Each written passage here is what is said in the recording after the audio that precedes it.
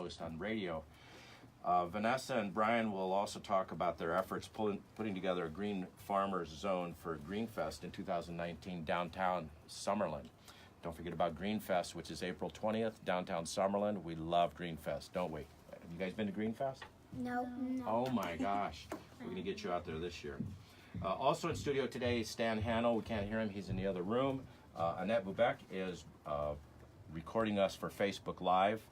And listeners of the program, if you've got a question for these brilliant children, you can call in at 702-257-5396. That is 702-257-KDWN.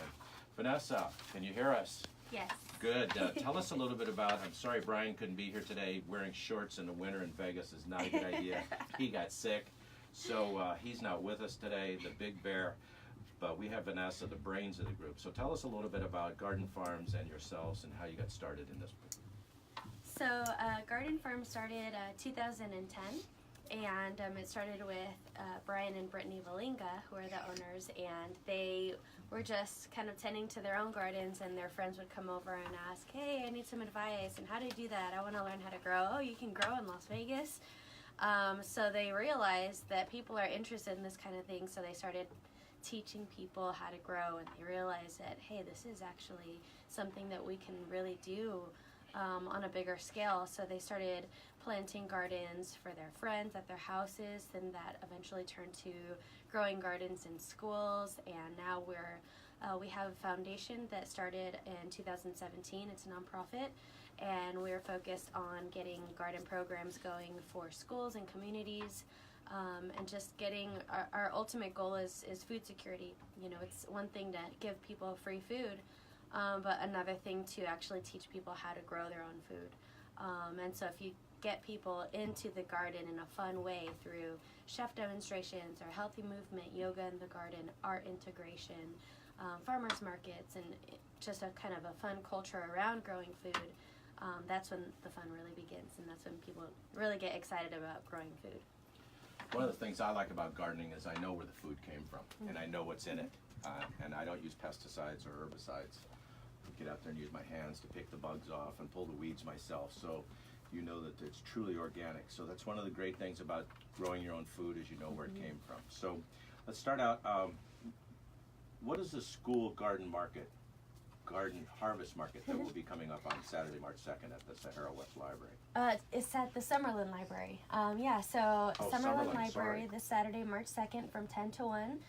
We have kids coming from schools all over the valley bringing their harvest from their school gardens. So it'll be a great place for them to be in a real world marketplace. You know, we have farmers markets at their schools.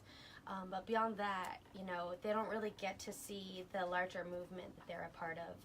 So being in a place where people are coming from all over to support their garden market is going to be really awesome for them, and for everybody else too, to come and see all the kids and see all the things that the kids are being a part of in this valley. So we have Palo Verde High School, their chamber choir is going to be performing. We're going to be giving a couple of garden lectures, and we're also going to have Guam Guitars from Las Vegas perform, and then we're actually going to end the event with an official cabbage cup. So they're going to bring their cabbages from their schools, and whoever has the heaviest cabbage will win a trophy. So sounds like a great little competition there. How do you get the heaviest cabbage? Feed it lead. That'll work. So for those that don't know, the Garden Farms and the Farms in the Schools has a couple of different efforts going forward.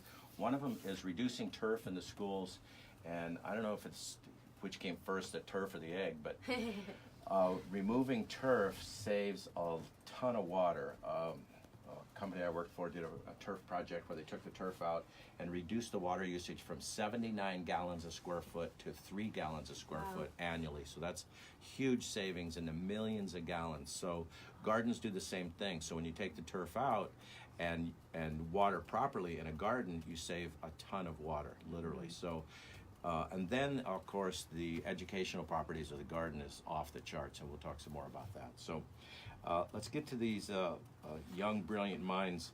What are some of the crops you're growing in your school, Ariana? Okay, So some of the crops that we're growing at our school is we are growing some strawberries, which are very good. We are also growing some carrots, some tomatoes, radish, lettuce, and that's about all I can think of. You guys are all in the same school, right? Yes. Yeah. Okay, so you're all kind of growing the same stuff. Anything you want to add, gentlemen? Any other fruit, veggies you're growing that you want to tell us about, or fruit trees? Well, I can't think of any. Okay, good. So, what are your favorite things about having a school garden program? Go ahead, Tristan.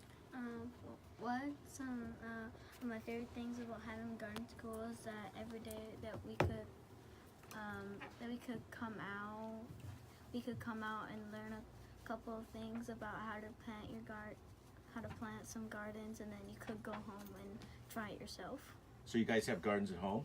No.